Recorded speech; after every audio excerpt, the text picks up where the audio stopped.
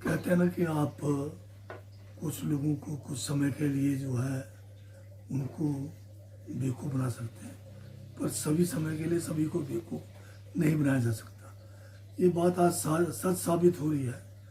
12 साल पहले जब भाजपा की जो है केंद्र में सरकार बनी, मोदी जी देश के प्रधानमंत्री बने, उस समय दुनिया में जो पेट्रोल का जो पर बैरल जो रेट था वो भी उस समय भी और आज के डेट में भी वही है। उस समय 108 था, आज भी 108 के आसपास ही है। और उस समय रेट जब कांग्रेस की थी सरकार तो उसमें जो है 55 रुपये और 50 रुपये पे था।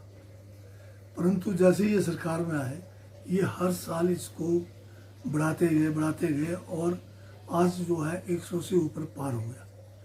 तो उस समय भी जब परिस्थितियाँ ऐसी थी और तब भी ये जो है वादा तो कर गए थे कि 55 को 40 कर देंगे, पर उल्टा जो है 55 से 100 पार कर गए। अभी आने वाले समय में ये 150 पार होने वाला है। और क्या ड्रामे कर रहे हैं बताइए। ये जब इनकी नीतियाँ गलत रही, इनकी विदेश नीति फेल होगी, आर्थिक नीति फेल होगी, और जब ये डिलीवर नहीं कर सके, आज देश के प्रधानमंत्री देश के लोगों से कह रहे हैं कि पेट्रोल को कम खपत करो, कह रहे हैं कि आप गहने जो है शादियों में मत दो। अब ये कह रहे हैं कि मतलब आपको जो है देशभक्त बनना है तो ये सारी चीज़ें करनी होगी। तो ये जब चुनाव आते हैं उस समय क्यों नहीं कहते ये? अब बंगाल का चुनाव था, असम का चुनाव था, तब तो इन्होंने रेट नहीं बढ़ाया, अब एकदम से रेट बढ़ा दिया।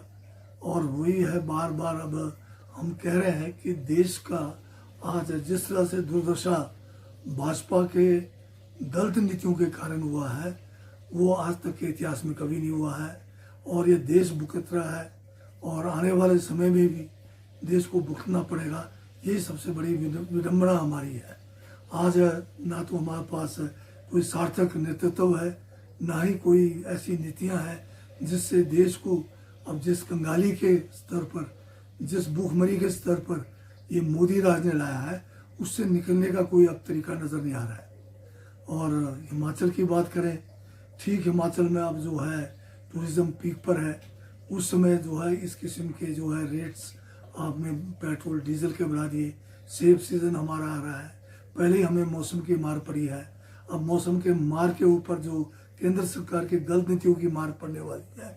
इस देश की आर्थिक जो दशा है और दिशा है वो सही रास्ते पे नहीं है और बहुत ही एक भयानक स्थिति जो है देश के सामने है। अब अभी भी थोड़ा समय है कि ये लोग जो है अदानी अंबानी के चुंगल से निकल जाए। सबसे बड़ी बात है ट्रम्प के चुंगल से निकल जाए।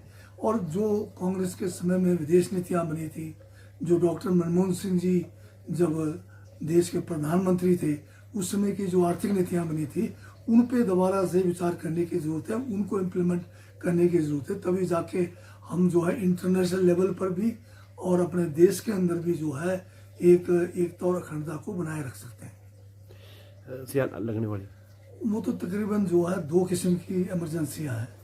एक तो जो है देश में जो अघोषित इमरजेंसी लगा रखी है जिसमें बोलने की आज जो है छूट भी ख़त्म कर दी है। बहुत सारे लोग जो आज सरकार के खिलाफ अगर कोई प्रश्न करते हैं तो उनके पीछे ईडी सीबीआई लगा दिया जाता है।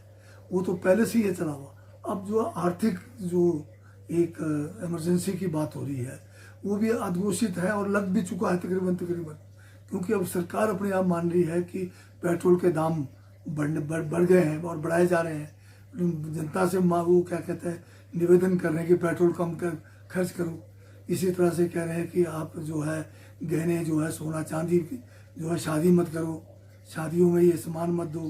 तो ये जो है पूरी की पूरी एक किस्म से आर्थिक कंगाली की तरफ है, आर्थिक इमरजेंसी की तरफ है। आने वाला समय बहुत ही डरावना आर्थिक क्षेत्र में भी होने वाला है और विदेश नीति को भी लेकर होने वाला है।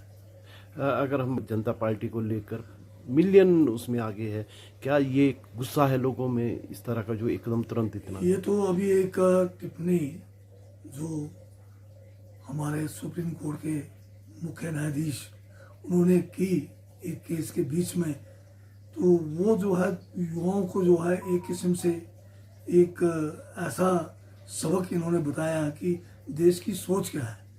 जब देश की सोच ही ये है कि युवाओं को भाजपा के राज में जो ये जो है सारे के सारे लोग जो है भाजपा से बड़े घनिष्ठता से जुड़े हुए लोग हैं, उनके मुख से ये निकल रहा है, अगर कोई बात निकल रही है किसी भी तरह से, अगर हम अपने युवाओं को कॉकरोच कहे, पैरासाइट्स कहे, तो ये टॉलरेबल है ही नहीं। यहाँ के हमारे देश के युवाओं को तो बहुत पहले ही जागने की आवश्यकता है। चलो इसी बहाने, कॉकरोच के बहाने जाग रहे हैं, तो कम से कम एक जो है कुछ जागृति तो देश के अंदर आ रही है। अन्यथा तो यहाँ पर सारे वाकई जो है एक किस्म से कॉकरोच की तरह ही जो है इन्होंने सबको सोच के रखा हुआ है कि भाई ये तो कुछ कर नहीं पाएंगे, इनको जैसा मर्जी घुमा लो, चाहे इनके पेपर लीक करा दो, चाहे इनकी नौकरियां ख़त्म कर दो, चाहे सरकारी क्षेत्र के सारे PSUs को जो है प्राइवेट कर दो, ताकि नौकरियां बचेगी नहीं। तो युवाओं के ऊपर तो कई किस्म के यहाँ पर जो है हर तरह से मुसीबतों का सामना करना पड़ रहा है। और फिर इनको जो एक सोच है सबसे बड़ी कि हम अपने युवाओं के प्रति क्या सोच सकते हैं, कैसे इन युवाओं को हम भविष्य के नागरिक बनाएं, कैसे इनकी रोजगार की सोचें, वो सोच तो है ही नहीं बीजेपी राज में। बीजेपी राज में तो युवाओं को तो एक किस्म से अंधभक्त की तरह ही इन्होंने मान रखा है। चलो आज अच्छा है कि अब युवाओं को जो है इसी बहाने अपने जो है जो उनके अंदर एक हताशा है उसको वेंटिलेट करने का मौका मिला है, तो ये बहुत बढ़िया काम हो रहा है।